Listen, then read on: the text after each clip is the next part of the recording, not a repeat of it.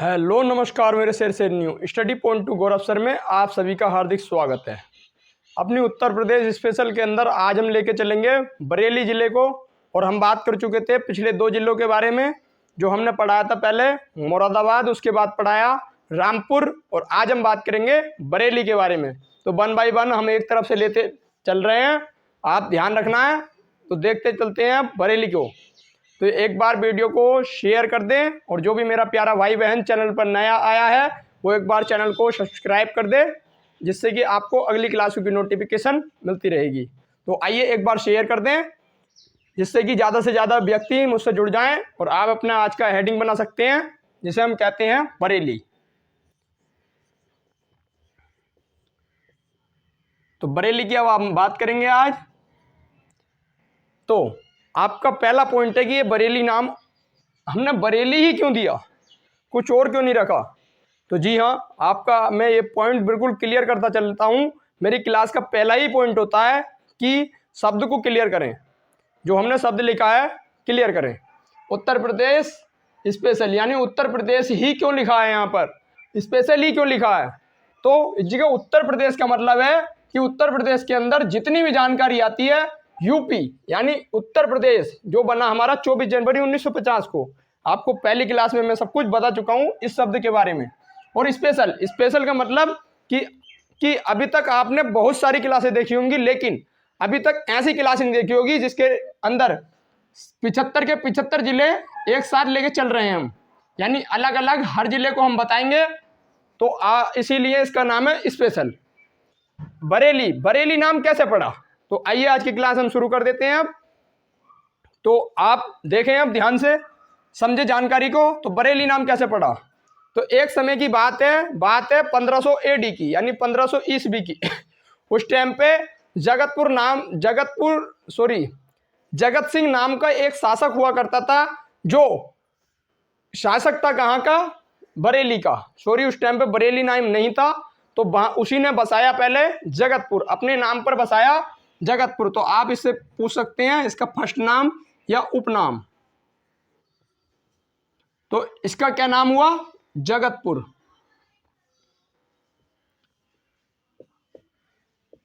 और ये किसने बसाया था, तो जगत सिंह ने।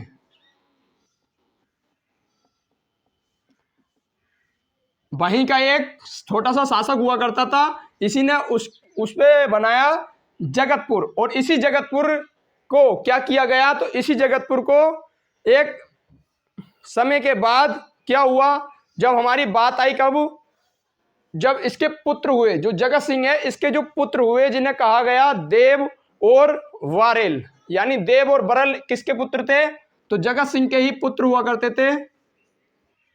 इसके पुत्र थे देव और बरल,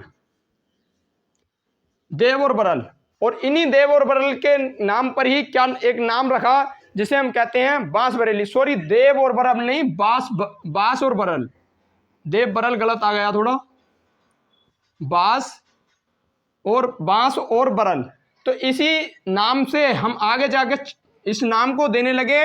जो हमारा जगतपुर था, इन्हीं के पुत्रों ने कहा कि नहीं, अब जगतपुर नहीं, हमारे पिताजी के नाम पर तो रहेगा, लेकिन हमारे नाम पर अब रहेगा, क्योंकि पहले बाप को मारकर ही बेटा राजा बना करता था। ये आप बेखूबी जानते हैं, क्योंकि इतिहास में मैंने आपको कुछ पॉइंट बताए भी हैं। मैं आपकी जो डीपली क्लास चलेगी उसे मैं बताऊंगा जानकारी। तो बांस बरेली, तो बांस बरेली नाम कब से पड़ा, बांस बरेली हमारा जब से नाम प्रसिद्ध है। इसका आप ध्यान रखें, क्या कहते हैं बांस बरेली, क्यों कहते हैं। आपने बहुत लोगों के मुंह सुना होगा कि तू जाएगा बांस बरेली। ये ध्यान रखना आप कैसे पढ़ा है, तो इस हिसाब से। इसके बाद हमारे पास आगे बात बढ़ी और बात हुई 1937 में। तो 1937 में हमारी एक बात सामने आई, जिसे हम कहते हैं कि 1937 में इस बांस बरेली को हम क्या कहने लगे, तो धीरे धीरे हमारे पास जो शब्द आने लगा, तो इस बांस बरेली से हमारे पास शब्द आने लगा बरेल। खाली एक नाम दिया, बा इसका निकाला और रेली इसका निकाला, तो बरेल, दोनों को मिलाकर इसका नाम दिया गया बरेल। और इसी को क्या हुआ, तो इसी को आगे जाकर क्या किया गया, तो 1539 में 1539 ईस्वी की बात है। तो 1539 में क्या किया गया, मुगलों ने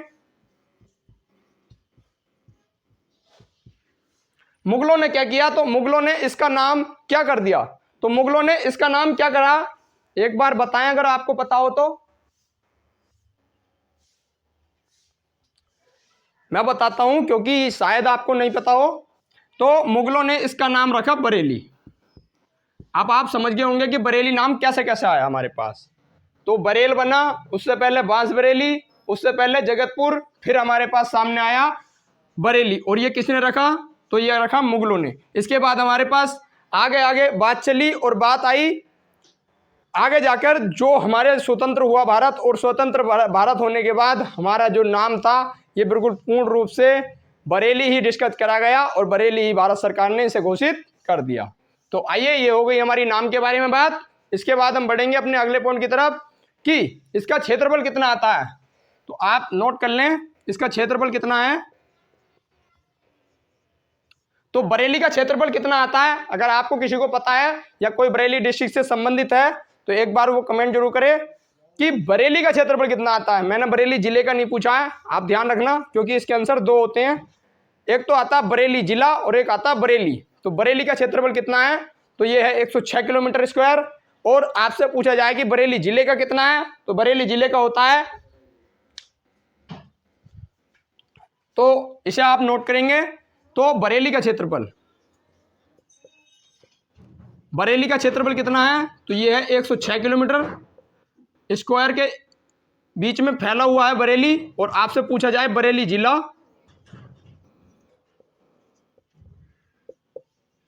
तो ये हमारा 4120 यानी 4120 किलोमीटर स्क्वायर, 4120 आपसे पूछा जा सकता है। इसके बाद हम अपने अगले पॉइंट की तरफ बढ़ेंगे कि यहाँ पर तहसील कितनी है, यहाँ पर ब्लॉक कितने हैं, यहाँ पर गांवों की संख्या कितनी है, और यहाँ पर भाषा कौन सी है यहाँ की, और यहाँ की जो बोली है वो कौन सी है, और यहाँ पर इसकी कौन सी नदी के किनारे है, तो नदी कौन सी है, इन्हें आप नोट करते चलेंगे। तो तहसील कितनी है यहाँ पर, एक बार कमेंट में बताएं कि यहाँ पर तहसील है, तो बस तहसील कितनी है, तो तहसील आती है हमारी 6। और ब्लॉक कितने आते हैं, तो ब्लॉक आते हैं 15। इसके बाद आपसे पूछा जा सकता है कि गांव कौन से हैं। इसके बाद आपके पूछी जा सकती है भाषा कौन सी है, तो भाषा हमारी यहाँ की प्रसिद्ध है हिंदी, और हिंदी की कौन सी, जिसे हम कहते हैं खड़ी बोली।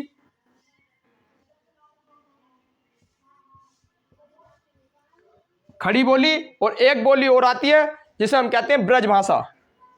यहाँ की दो बोलियां हैं, ब्रज भाषा और खड़ी बोली यहाँ की प्रसिद्ध है। और आपसे पूछा जाए कि ये कौन सी नदी के किनारे है, तो आप बेखूबी बता सकते हैं कि यह रामगंगा नदी के किनारे है। किसके, रामगंगा नदी के।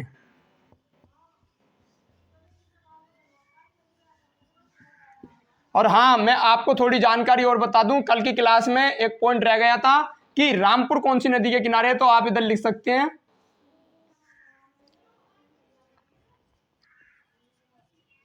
रामपुर कौन सी नदी के किनारे है, आपसे पूछा जा सकता है। तो ये है कोसी नदी, क्योंकि ये थोड़ा इंपॉर्टेंट पॉइंट था और मेरा बताने का ध्यान नहीं रहा था। अगर बता दिया हो तो एक बार देख लेना, नहीं बताया हो तो आप इसे लिख लें। तो इसके बाद आपसे पूछा जा सकता है कि यहाँ पर गांव की संख्या कितनी है, तो गांव आते हैं हमारे 392, 392 यानी 392 हमारे गांव आते हैं। इस जानकारी को आप एक बार नोट करें। उसके बाद हम बढ़ते हैं अपनी आगे की जानकारी की तरफ।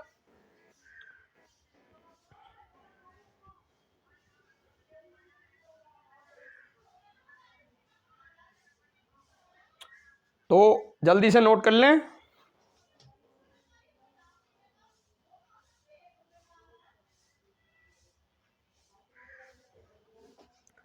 और इसके बाद हम आगे की जानकारी की तरफ बढ़ेंगे, और जो हमारी आगे की जानकारी आती है कि यह क्यों प्रसिद्ध है, यानी कि हमने ये बरेली लिया है तो इससे क्वेश्चन भी तो कुछ पूछे जाने चाहिए। इनमें से तो बहुत कुछ पूछा जा सकता है, ये भी पूछा जा सकता है, ये भी पूछा जा सकता है, पूछने को तो इनमें सारे इम्पोर्टेंट हैं। सबसे इम्पोर्टेंट है यहाँ की भाषा, नदी और क्षेत्रफल। और आपसे ये तो मैंने आपकी जानकारी के लिए बता दिया, फिर भी आपसे अगर पूछा जाए कि बरेली का पहला नाम क्या था, तो वो कौन सा था? जगतपुर, जो इस टाइम में वर्तमान में क्या है? एक आवासीय क्षेत्र है, यानी वहां पर जनसंख्या निवास करती है। पहले इसका नाम क्या था? जगतपुर। जगतपुर अब भी है, लेकिन वहां पर अब उसकी कोई वैल्यू नहीं दी जाती। वह एक आवासीय क्षेत्र है, वहां पर सिर्फ साधारण लोग रहते हैं। इसके बाद हम आगे की जानकारी की तरफ बढ़ेंगे कि बरेली क्यों प्रसिद्ध है। तो बरेली को आपने सुना होगा कि बरेली को बांस बरेली के बारे में मैंने आपको बता दिया। एक तो बांस बरेली कहते हैं, यहां भी मैं एक बार आपको जानकारी बता दूं। और इसे क्या कहते हैं? इसे नाथ नगरी भी कहते हैं। नाथ नगरी क्यों कहते हैं? और इसे एक नाम और कहते हैं जो हमारा आता है कि इसे कहते हैं, एक नाम और है जिसके बारे में मैं आपको बताऊंगा। आइए देखते हैं कि यह क्यों प्रसिद्ध है। तो यहाँ की प्रसिद्धि लिख लें आप। तो यहाँ की प्रसिद्धि होगी कि इसे क्या कहते हैं? नाथ नगरी।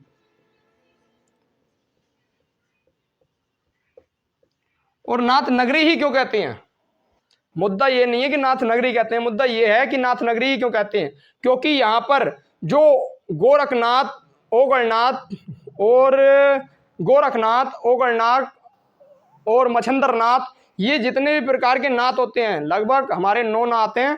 और इनमें से जो हमारे 7 नाथ मंदिर मिलते हैं, जो हमारे 7 नाथ मंदिर हैं, वो हमारे कहाँ पर मिलते हैं? तो 7 नाथ मंदिर हैं, यानी 9 नाथों में से हमारे 7 नाथ हैं।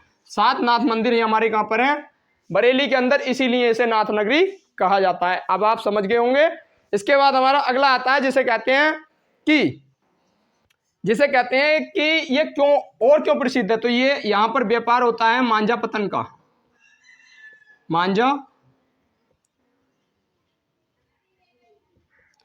मांझा और पतंग का व्यापार होता है,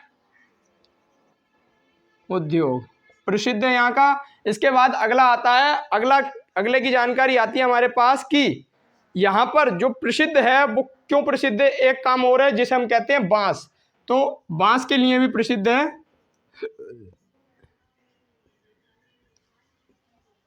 और बांस के लिए क्यों ना प्रसिद्ध हो? क्योंकि इसे पहले क्या कहा जाता था? बांस बरेली। मैंने आपको अभी अभी लिखवाया था।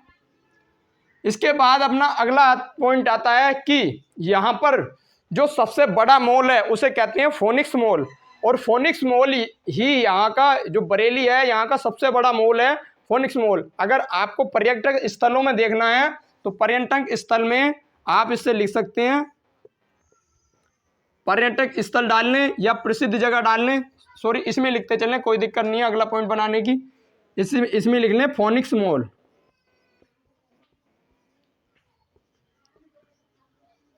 और ये कैसा है? तो बरेली का सबसे बड़ा।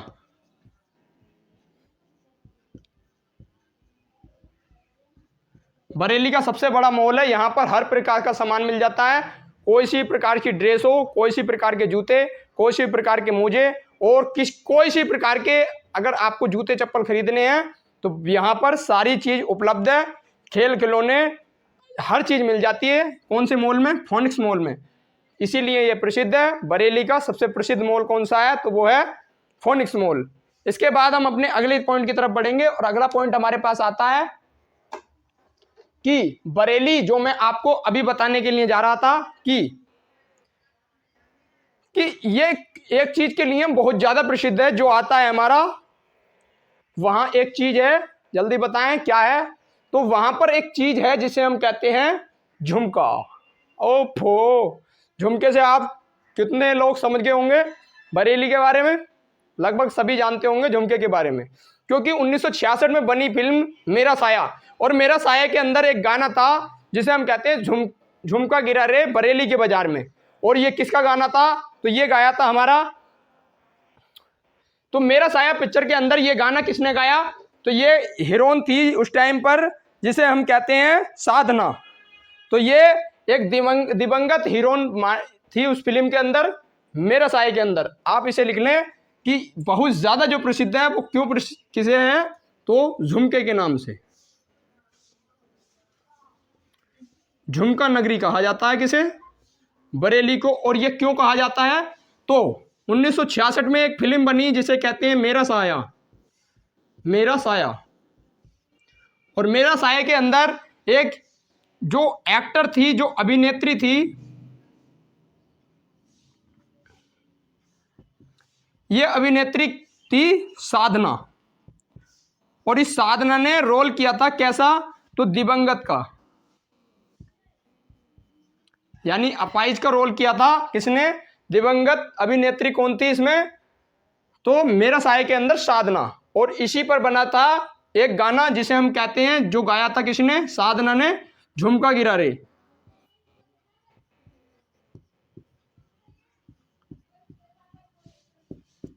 झुमका गिरा रे बरेली के बाजार में।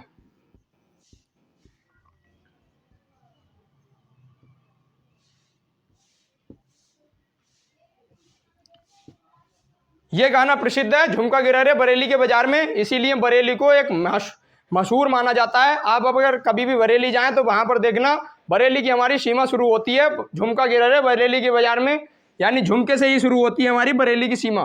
आप अगर जाएं तो वहां पर आपको शुरू में ही मिलेगा। एक बहुत ही सुंदर नज़ारा है, देखना चाहें तो आप वहां जाकर देख सकते हैं।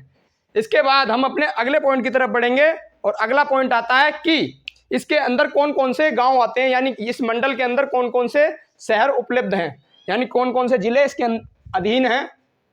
एक बार इसे नोट कर लें।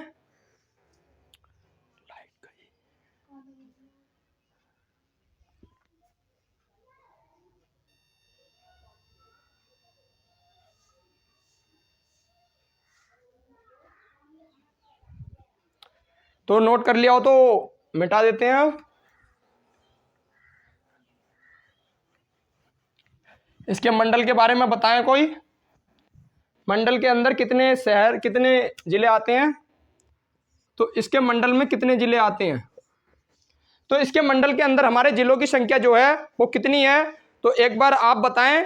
तो जिलों की संख्या इसके अंदर 4, और 4 कौन कौन से आते हैं, तो एक तो बरेली होगा, दूसरा बदायूं, और तीसरा होगा हमारा शाहजहांपुर, और चौथा होगा पीलीभीत। इसे आप नोट कर लें। पहला तो हमारा बरेली ही होगा, और दूसरा होगा बदायूं, और तीसरा होगा पीलीभीत, और चौथा होगा जिसे हम कहते हैं चौथा होगा जिसे कहते हैं शाहजहांपुर।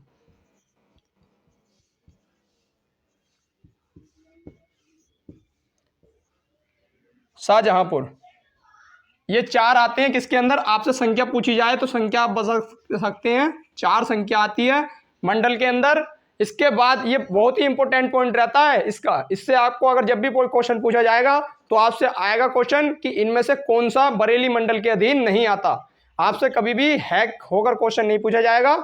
इसके बाद आपसे एक चीज और पूछी जा सकती है कि यहाँ पर एक विद्रोह हुआ, यानी 1857 के विद्रोह के बारे में आप सभी बेखूबी जानते होंगे।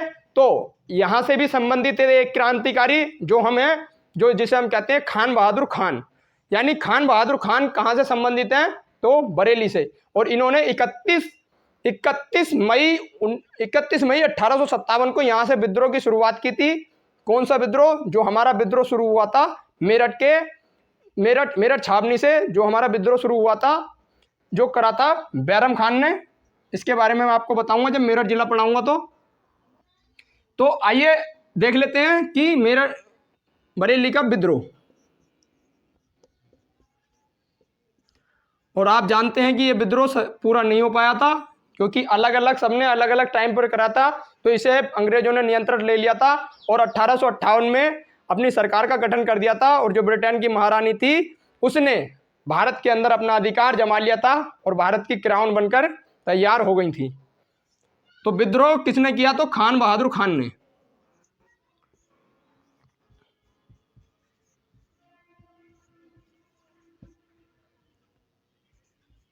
खान बहादुर खान। और ये विद्रोह कब किया गया, तो 31 मई, क्योंकि 10 मई से ये शुरू हुआ था, 31 मई 1857 को ये कहा करा किसने? तो खान बहादुर खान ने। आपसे एक क्वेश्चन पूछा जा सकता है कि बरेली से संबंधित कौन है जिसने 1857 के विद्रोह में भाग लिया था। तो ये रही आज की जानकारी। अगर आपका अब भी कोई क्वेश्चन बनता है तो आप उसे पूछ सकते हैं, मैं आपको बताने की पूरी कोशिश करूंगा। तो आपका कोई क्वेश्चन है, कोई डाउट है तो जरूर पूछें। और आपको अगर बरेली से संबंधित और भी जानकारी पता है तो उसे कमेंट बॉक्स में कमेंट कर दें, जिससे कि मैं आपको और उसके बारे में डीपली समझा सकूं। तो आइए, आज की क्लास हमारी यहीं रुकेगी। अगर आपको कुछ पूछना है तो एक बार पूछ लें जल्दी से, फटाफट। कोई क्वेश्चन हो, कोई डाउट हो, अगर आपका कोई डाउट है तो उसे कमेंट में कमेंट कर देना, क्योंकि क्लास का टाइम खराब होता है इससे। अगर आपको कुछ पूछना है तो पूछ सकते हैं, और ज़्यादा से ज़्यादा लाइव जुड़ने की कोशिश जरूर करा करें। अगर जो बाद में देखता है वो एक बार लाइव जरूर जुड़े, तो आपको क्लास देखने का अलग ही आनंद आएगा। आपको कभी भी ऑनलाइन जैसी फीलिंग नहीं आएगी, ऑफलाइन वाली फीलिंग में आपको दिखाऊंगा। तो अब चलते हैं, अंत में वही, जय हिंद जय भारत।